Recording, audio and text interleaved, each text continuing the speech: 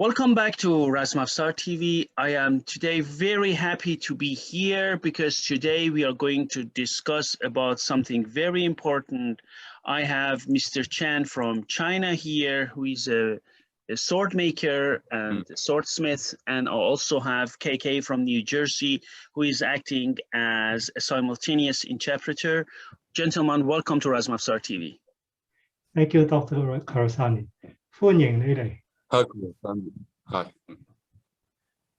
Okay, so let me just go ahead and then start to ask him.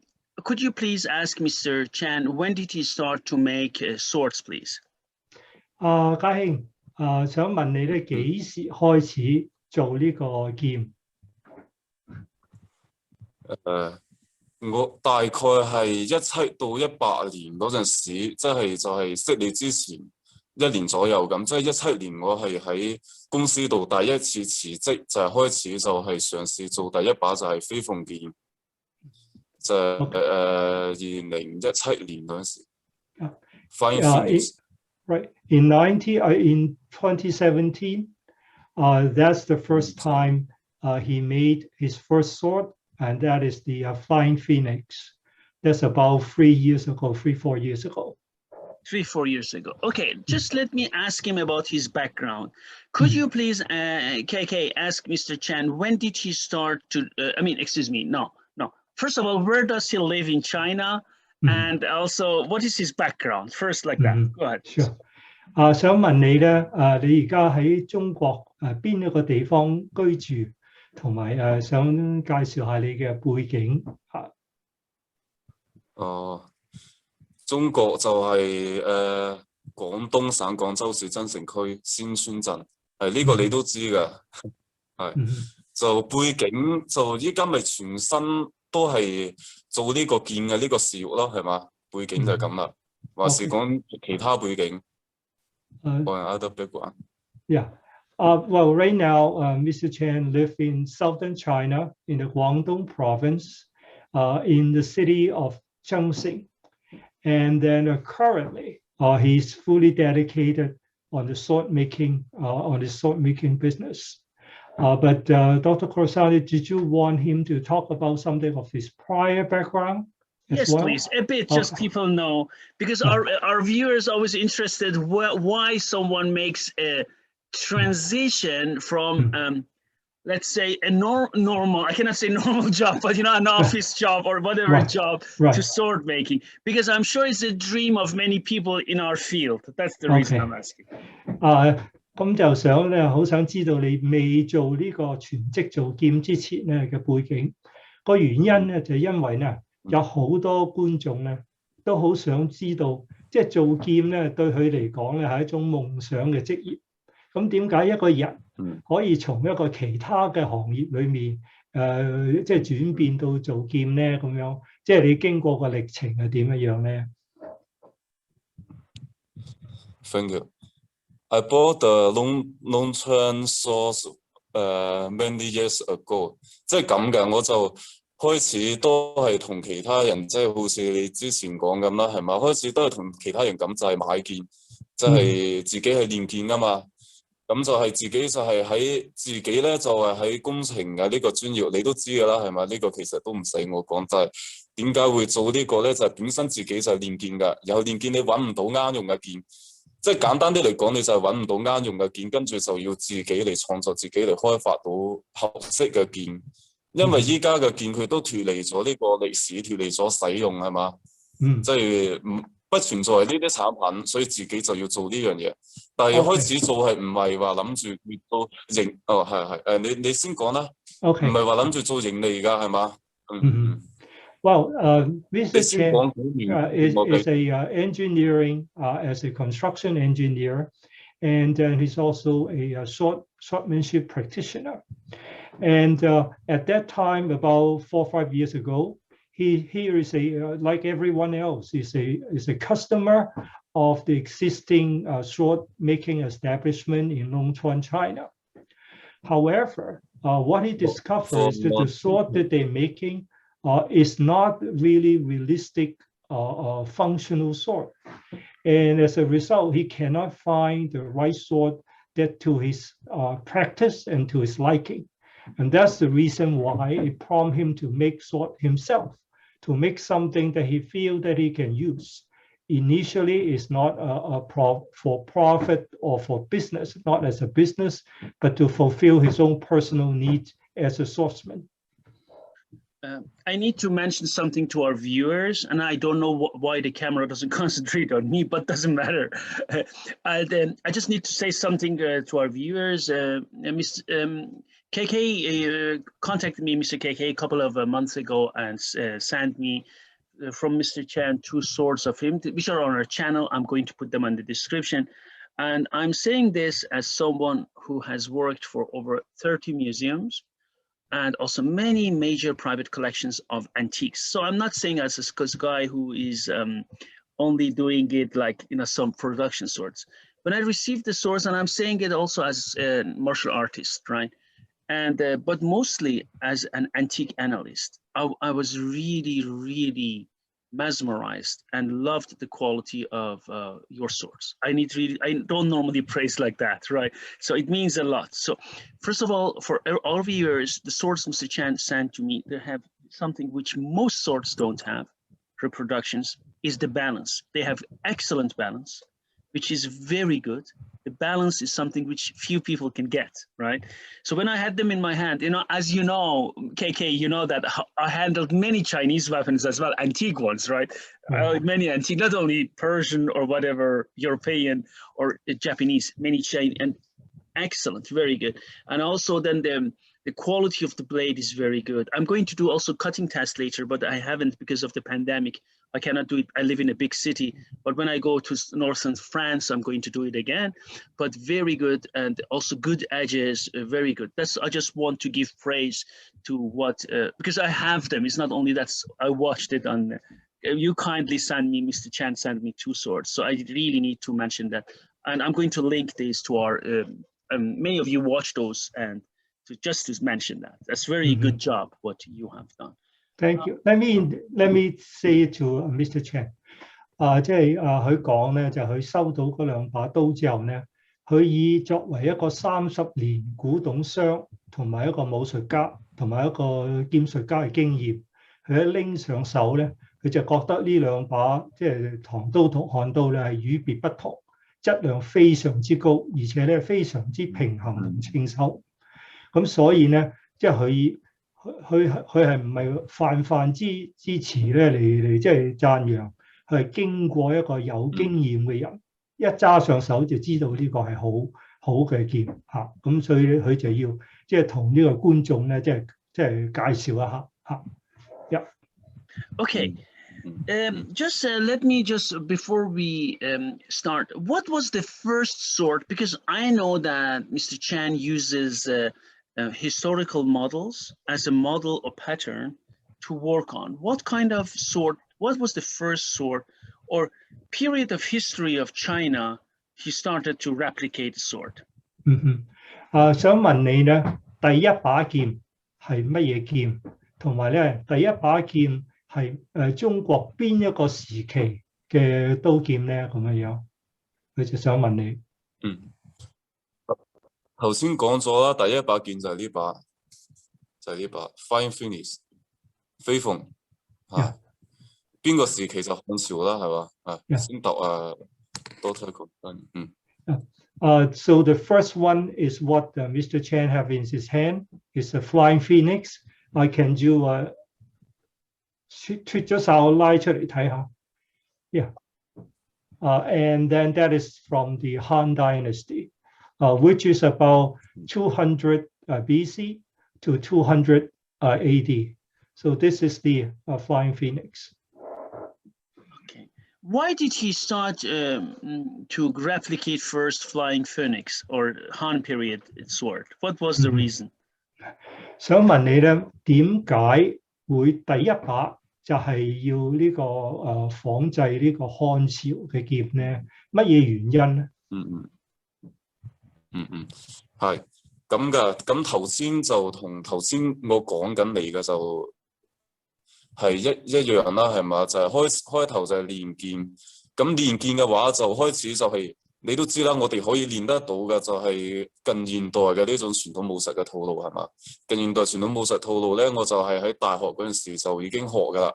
咁我就學到大二嗰陣時就表演完嗰個畢業晚會之後就冇得繼續，即係冇得再繼續去打呢啲表演性質嘅套路，就自己就研究呢啲可以實用於對抗嘅呢啲劍術，即係古典嘅呢種劍術。咁嘅話咧，呢個劍咧，佢就係以前咧，我就都係用龍泉嗰啲劍㗎，因為我買龍泉嘅劍係已經有10幾廿年，就係喺我高中嘅初高中嘅時候開始啦，係嘛，就10幾20年啦。咁以前嗰啲劍咧就係唔用得嘅。咁當我接觸到漢劍之後，同埋再了解咗相關嘅歷史之後咧，我發現擊劍嘅頂峰時期就喺漢代啊嘛。喺漢代嘅話咧，所以就要不斷咁研究啲古代嘅劍術。咁古代嘅劍術你可能有好多即係唔係好齊全嘅資料，但係你呢個劍嘅呢個實物嘅資料就好齊全㗎。因為當時出土嘅呢個漢劍咧就係非常之多，係嘛？我哋要揾得到相應嘅呢啲資料，將佢呢個形態複製出嚟，其實就唔係一件難嘅事。當你複製咗出嚟啦，你就知道呢個劍咧佢係非常之好用，佢又夠長又夠輕又夠輕利，係嘛？嗰個攻防嘅意義係非常之好嘅，係，所以呢個咧我就一對比之下就好明顯啦，同呢啲近代嘅呢啲又笨重啊或者龍泉做呢啲又重又短，根本就冇壞個手啊，呢種就冇得比啦，係嘛？所以就一心一意就由當時畢業咗冇幾耐，畢業咗大概係一兩年之後咧，就開始就全心就喺投入咗發掘呢個古典嘅劍術方面，就係咁噶。等我而家都仲保存咗以前。係保存咗以前嗰啲龍泉劍喺度。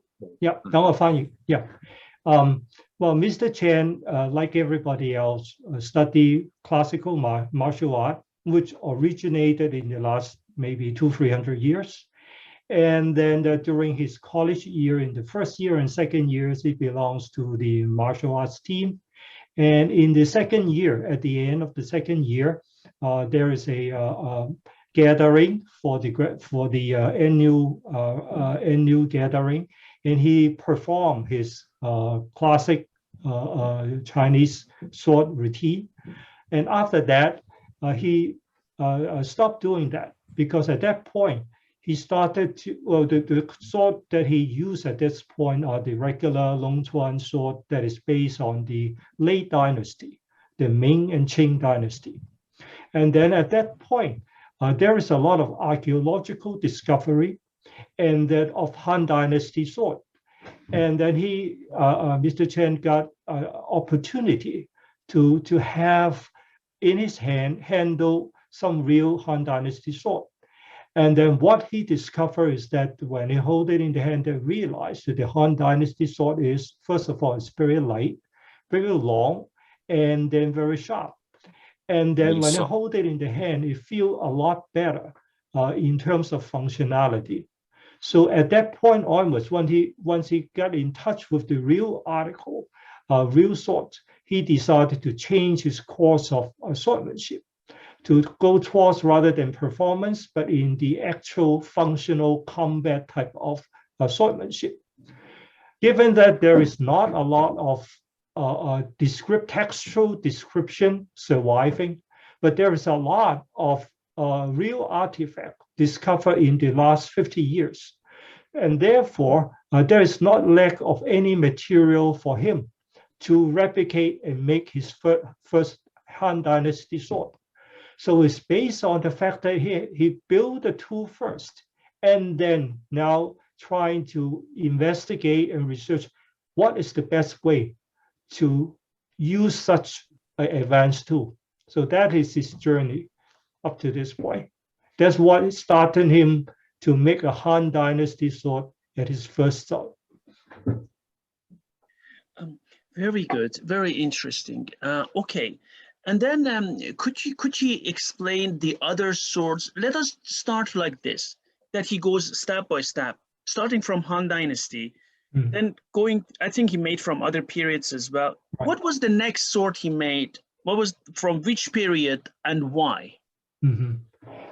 想問你咧，由做完飛鳳之後，第二、第三把係乜嘢嘅劍，同埋乜嘢嘅原因咧？咁樣。哦，飛鳳之後就係 LK5 咯，即係5件咯。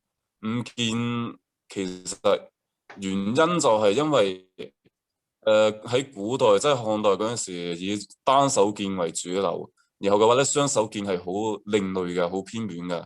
但係嘅話咧有歷史記載資料就係坐劍佢係比較長嘅，即係可以用於雙手嘅1.4米左右，所以就要開發呢個坐鐵劍。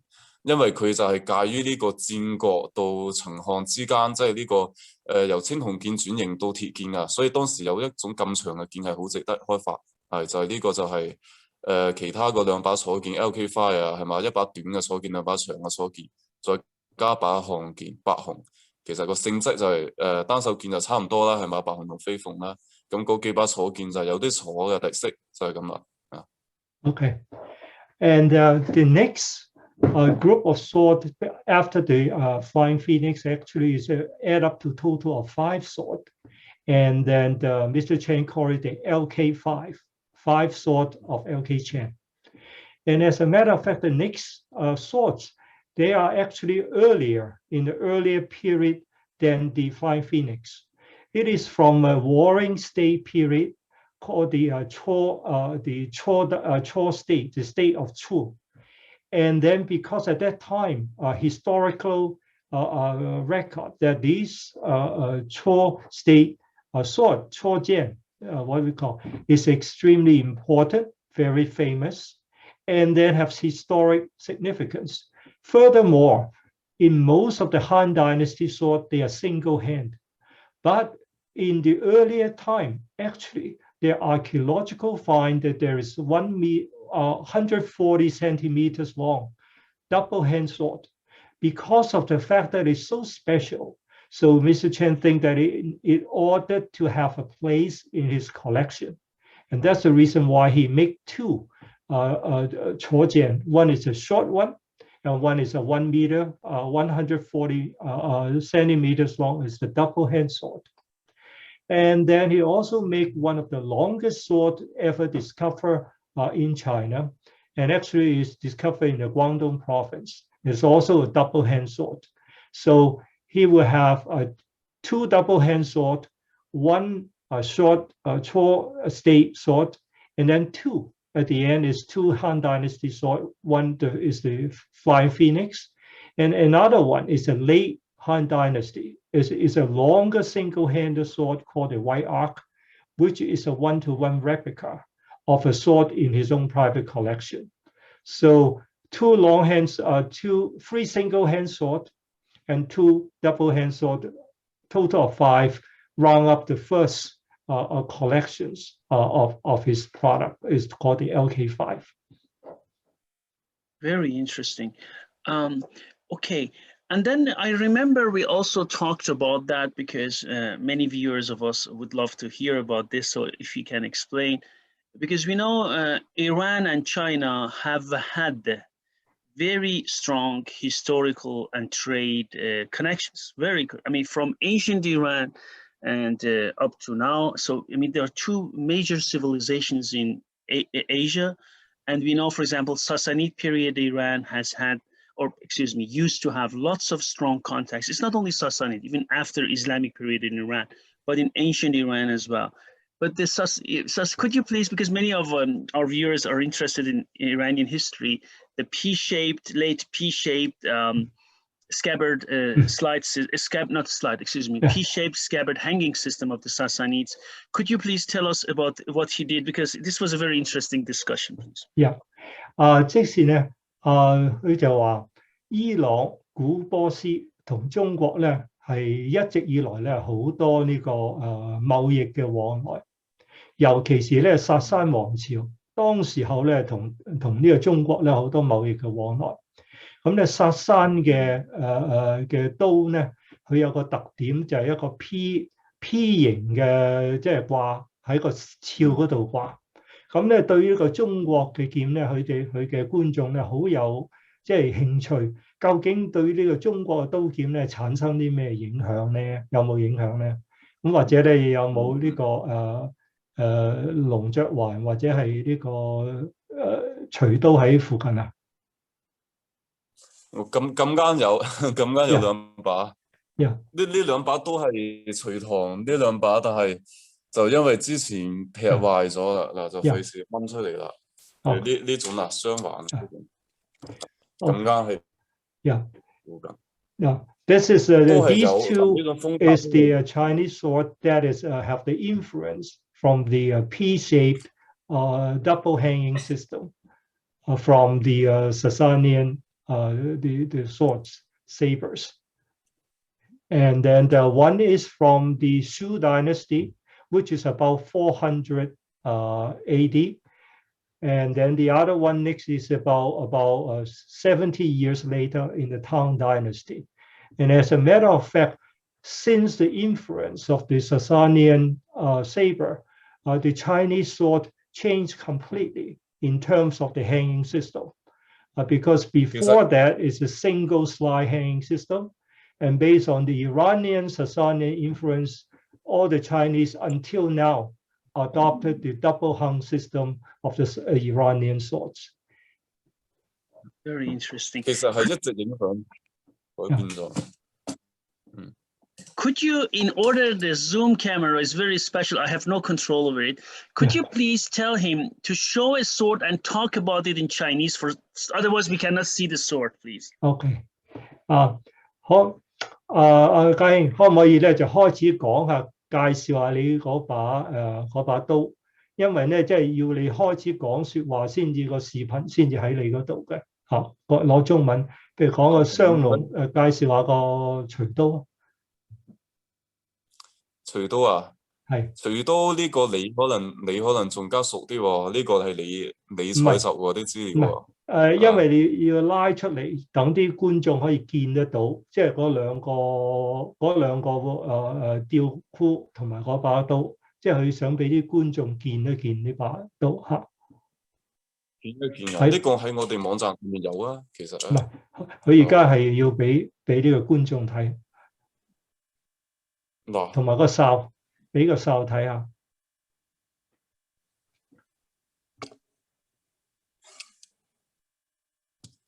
This is double hung system。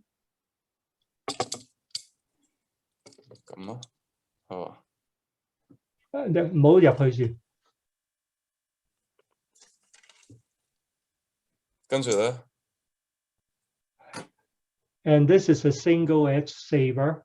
It's not a double-edged sword. And very good. Could you please tell him to tell us about the materials he uses? Because I believe Mr. Chen uses folded steel, right? Folded steel. And also he used monocarbon steel. Am I correct? Could you please explain what materials he uses? 佢就想請教下你咧，即係你嗰個即係劍啊。個鋼材嘅選用，即係佢見到咧，即係佢手頭上咧啲用嘅鋼材都係花紋鋼咧，咁亦都咧有一啲刀劍咧，見到你最近咧就有呢個單鋼，即係高碳鋼嚇，咁可唔可以咧解釋俾觀眾聽，即係咧你個鋼材嘅取捨啊，係乜嘢嘅刀，乜嘢嘅劍，你揀用乜嘢嘅鋼材，介紹一下俾觀眾。好，咁嘅就係我哋咧選擇鋼材嘅時候咧，就係根據呢個產品嘅定位。咁呢個產品咧，假如佢係我哋係即係作為一個量產嘅標準化一個產品咧，我哋通常都會揀呢種工業鋼，即係好似話呢啲錳鋼啦，佢就或者係花紋鋼啦，係嘛？因為呢啲咧佢嗰個成本相對都好低，而且個性價比好高，個性能係好高嘅。咁嘅話，如果我哋想做高檔嘅話，依家我哋做高檔或者係特別高級嘅嗰啲咧，就要採取啲傳統啲嘅工藝，好似話鉻鋼啊或者燒印啊嗰啲。但係依家咧呢個嘅市場需求量都唔係好大，暫時都唔使話好咩嘢咁，係嘛？暫時都未好大嘅拓展咯。就有兩個有呢個無上級係嘛？就呢個無上級嘅包鋼燒印啊，呢啲傳統工藝咁。咁平時嘅話，我哋係用呢個花紋鋼同埋錳鋼就係已經夠用噶啦。係嘛？即係平時呢種量產化、呢種標準化嘅產品，因為佢嘅性能都好好，但係我哋就唔可以用啲好似高速鋼啊之類嗰啲非常之硬嘅嗰種，因為嗰啲係比較適合用於短刀上面，即係嗰啲比較短。你把刀或者劍一長嘅話咧，你就要兼顧佢呢個彈性，硬度同彈性要兼顧，唔係話佢一定要非常之硬咁嘅話咧，佢可能就唔適合用於咁嘅形制上面咯。當然，currently, based on the product, the type of sword that we're producing, there are two main types. The raw material is primarily industrial grade mono steel, high manganese, high carbon steel, spring steel, and also the pattern steel. The pattern steel actually is an industrial strength pattern welded steel. And the cost of the raw material is rather accessible, and that's the reason why you have very good products with a very accessible price point. For particular more high-end product, we do have certain swords that have it. Then we'll use a little bit more traditional crafts, such as wrapped steel, so that you have a soft core wrapped with hard steel on the outside, or sometimes a differential heat treatment, so that the edge is extremely hard, and then the spine is a little bit more soft. However, the type of steel that he chooses actually very much depending on the function of the sword, especially if this is a long sword. If it's a long sword, he cannot use some of the very high, brittle, or hard tool steel, because those are very good for, say, knives. Very hard edge, but very short, they're very beefy.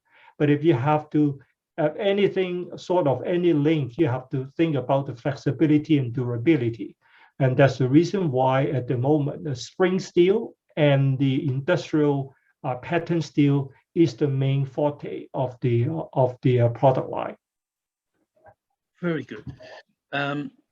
Very good. Could you please tell us, because I know that I'm going to do later on cutting tests when I'm back in France, but just in case, could he tell us about because I know that Mr. Chen performed different types of cutting tests with his swords. Could you please explain the cutting tests he has made so far? Okay. 就想問一問你，到現在為止，即係你個人測試呢個刀劍嘅時候咧，做過一啲邊一種類嘅劈斬試驗咧？咁樣。邊一種類係嘛？係呢個喺我哋視頻度都已經比較齊全啦。呢個就係你劈斬鋒利度嘅就削子啦，係嘛？削子啊，或者係呢個削呢個空平啊呢啲啦。劈冚嘅話就無非都係劈足啊空平，最近就加入咗呢個草席。以前就覺得呢個草席嘅必要性唔係十分之大，但係嘅話咧，佢依家咧就可以從另外一個方面可以嚟衡量得到呢把劍嘅其他方面嘅特徵，就係因為唔同，因為草席咧佢係比較致密一啲軟嘅材質，佢又同呢個空樽唔同，即係佢測試嘅嗰個方面係唔一樣咯。好似空樽咁咧，你就要快要鋒利係嘛，但係草席嘅話咧，你對把劍嘅嗰個整體個性能又比較要求要比較高啲咁啊。主要就係呢幾種啦。如果你話就有啲仲係有損嘅測試嘅話，你就好似劈一啲鐵啊，或者係嗰啲嘅話咧，個意義就唔係話十分之大嘅，即係再有一啲其他好似斬啲木頭啊，你試下佢啲光度咁就係即係唔同嘅種類就要唔同嘅測試。你話好似我哋如果油脆劍嘅話係唔使嘅，如果你話好似燒刃啊、水脆啊嗰啲咧，就要加入呢種即係怕佢即係呢個抗彎能力啊、抗光呢個光度能力，主要就係呢種。所以我哋油脆劍嘅性能係比較好嘅。There is several types of test. For example, for tests of the sharpness of the edge, then the standard test is cutting paper to see how well is sliced paper. And another type of test for the sharpness is to cut empty bottle, hot outside empty bottle. And then one of the classic tests of the overall the functionality of the blade is cutting bamboo, which is a very popular test in China. And recently, Mr. Chen also incorporate cutting tatami mat. And previously, he have not included that, but recently, because of the variety of the sword that he started to offer, he started to cut tatami mat because the whole solid softness of the tatami asks for different properties of the sword, so that it gives a more comprehensive and also comparable to other swords. And then there are other destructive tests, such as cutting on hardwood or cutting on steel wire. And these will bring certain damage to the sword. But sometimes he have to try it, for example, for very heavy duty cutting single-edged sword. You want to make sure that the single-hand sword is strong enough, is resilient enough. So sometimes he will use that to cut the hardwood, just to see the shock absorbing power of a bigger blade. But overall, what he discovered is that there are two types of heat treatment in terms of quenching. One is quenching using water, which cool down very fast and offer very hot edge. And then quenching thorough tempering, spring tempering using oil, immerging oil.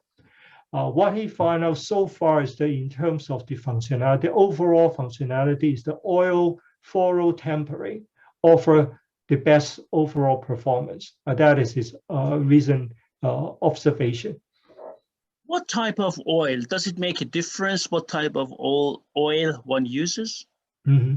想問你咧，即係呢個出油嘅時候咧，究竟係用邊一種油？唔同嘅油有冇唔同嘅分別咧？咁樣呢種油好似係用嗰啲芝麻仔油咁嘅喎，我聽佢哋講。但係呢個係具體嘅係點嘅話，係咩油嘅話咧？呢個可能唔同嘅，即係唔同嘅呢個作方都唔同啊。OK。即係佢呢個油，佢主要就係即係冇得好似水咁驟冷咁啫嘛，你要達得到呢種咁嘅效果啫嘛，俾佢可以好似緩慢咁降溫咁啫嘛，即係咁嘅道理啫嘛，就唔會即係唔會使佢咁脆啫嘛，咁嘅意思。